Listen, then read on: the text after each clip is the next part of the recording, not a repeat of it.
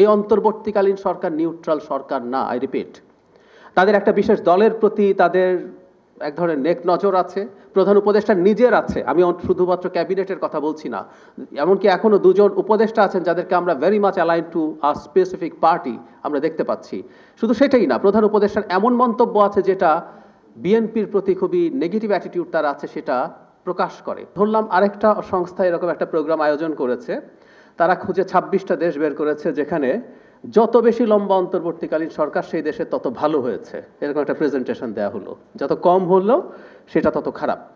তো আমাকে ডাকা হলো সেখানে বক্তৃতা করার জন্য বাংলাদেশের প্রেক্ষাপটে, তাহলে আপনি কি বলবেন? আমি এসে বলতাম 26টা দেশে যদি ভালো হয় বাংলাদেশ এটা ভালো হবে না, হচ্ছে না, আমি দেখছি। সো আমি আপনাদের সাথে ডিফার করছি, আপনার এম্পেরিক্যাল এভিডেন্স আমি গ্রহণ করছি না। দেখুন, আমরা তত্ত্বাবধায়ক সরকারের মতো একটা ব্যবস্থা এক্সক্লুসিভলি বাংলাদেশের জন্য তৈরি করেছি না, এটা তো ছিল না, কারণ আমাদের দেশের বাস্তবতা ভিন্ন। সেই বাস্তবতায় আমরা তত্ত্বাবধায়ক সরকারের মতো একটা জিনিস আমাদের কনস্টিটিউশনে ইনকর্পোরেট করেছিলাম। সো আমি ব্যক্তিগতভাবে মনে করি এই সরকার অনেকগুলো কারণ এসছে কেন লম্বা সময় থাকা উচিত না। আমাদের অর্থনীতি ভালো না, আমাদের আইন শৃঙ্খলার অবস্থা ভালো না, আমাদের এখানে এক্সট্রিম রাইটিস্ট ফান্ডামেন্টালিস্টদের উত্থান দেখা যাচ্ছে, যেটা শুধু ইন্টারনাল না, গ্লোবাল পার্সপেক্টিভে এটা একটা ঝুঁকির প্রশ্ন আছে। রাজনীতি করতে হবে ঠিক আছে, কিন্তু তাদের অনেকগুলো কাজ আছে যেগুলো আসলে এক ধরনের মবক্রেসি, সেটা হওয়া উচিত না। আরেকটা জিনিস আমরা খেয়াল করছি হয়তো না, বা সরাসরি বলছি না, এই সরকারটা নিউট্রাল না, এই অন্তর্বর্তীকালীন সরকার নিউট্রাল সরকার না, আই রিপিট।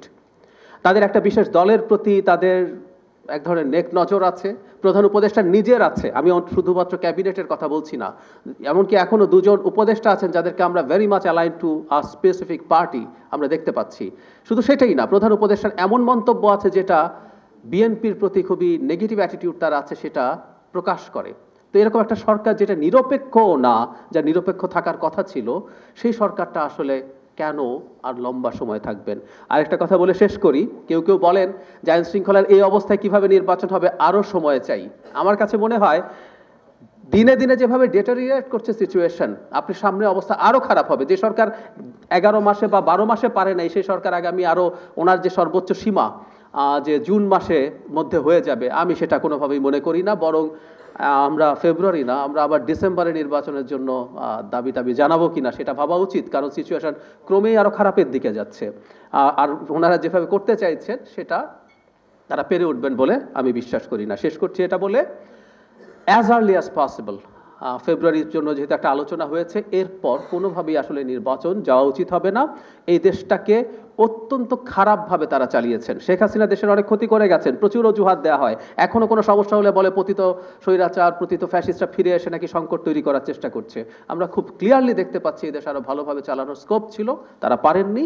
এবং ডক্টর দেবপ্রিয় প্রায় বলছেন, আমি নিজেও খেয়াল করেছি এবং এটা আমরাও বলতে চাই, এখন আপনি কিভাবে যাবেন, আপনি সেই র্যাপ আপ শুরু করুন এবং সেই plan as early as possible সবাইকে দিন।